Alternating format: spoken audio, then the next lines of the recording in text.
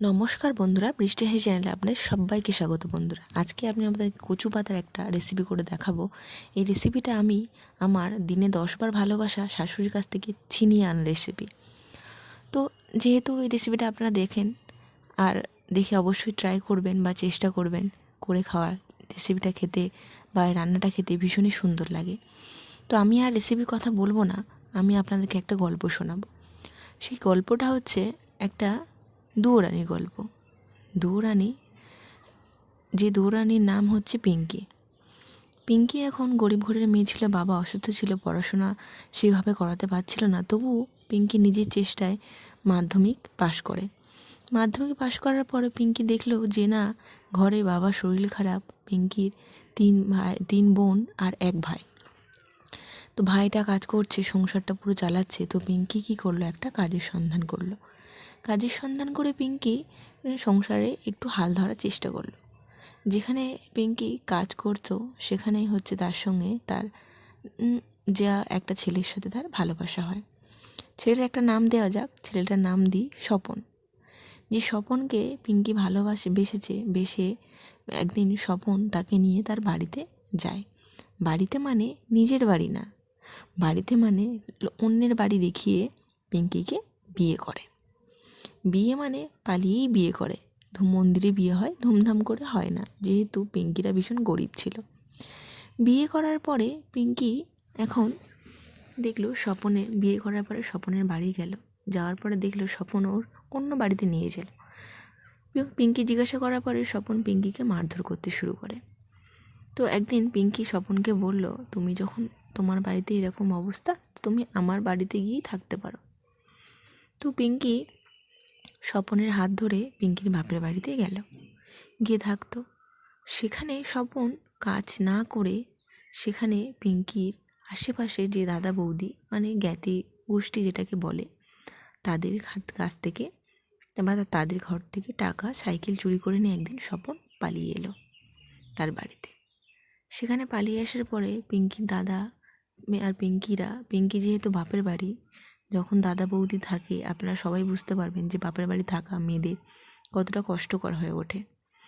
পিঙ্কি কী করলো, তার হিসাব মতো তখন তার কোনো বাচ্চা হয়নি। সে এলো শ্বশুরবাড়ি চলে এলো, ফের স্বপনের কাছে চলে এলো। স্বপনের কাছে চলে এলে স্বপনের সঙ্গে সংসার করতে লাগলো। এখানে স্বপনরা 3 ভাই, স্বপন ছোট, আর 2জন আছে যে 2জন আলাদা থাকে।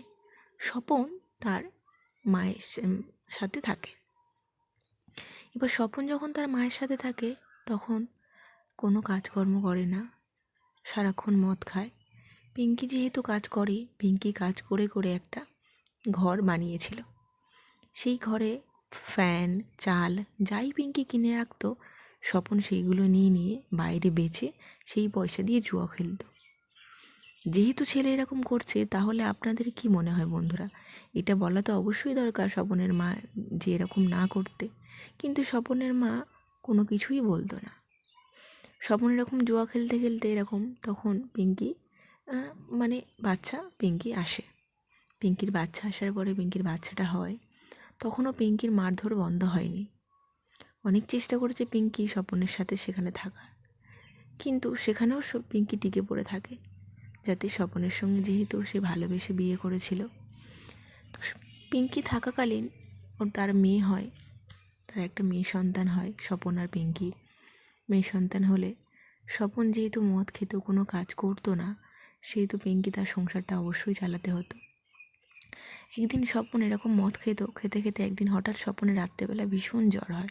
তখন পিঙ্কির মেয়েটা ভীষণই ছোট। তো স্বপনের জ্বর হওয়ার পরে কি হলো না, স্বপনকে হসপিটালে ভর্তি করা হলো।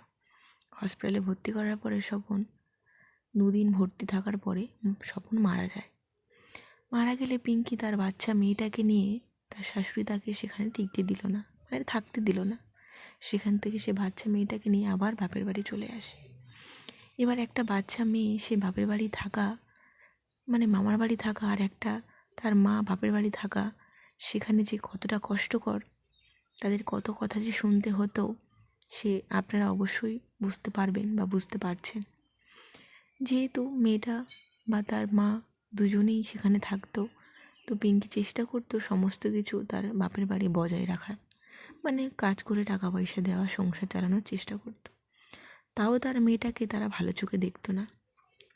কিন্তু তার মধ্যে সেই পিঙ্কির মা যেহেতু বেঁচে ছিল, সেহেতু মেয়েটাকে পিঙ্কির মা ভীষণ ভালোবাসতো। যতটুকু পারতো মেয়েটাকে ভালোবেসে দেওয়ার চেষ্টা করতো। এবার একদিন পিঙ্কির দাদারা দেখলো পিঙ্কি এরকম তার বাড়িতে থাকে সারাক্ষণ, সেই হিসেবে তার দাদারা তাকে একটা ছেলে দেখে বিয়ে দিল। তাতে সেই মেয়েটা শুদ্ধ। এবার ছেলেটা যখন বিয়ে করে তখন বলে নিয়েছিল যে মেয়েটাকে দেখবে, কিন্তু মেয়েটাকে সে পরে আর দেখে না। তখন পিঙ্কি কান্নাকাটি, সেই একই ঝামেলা।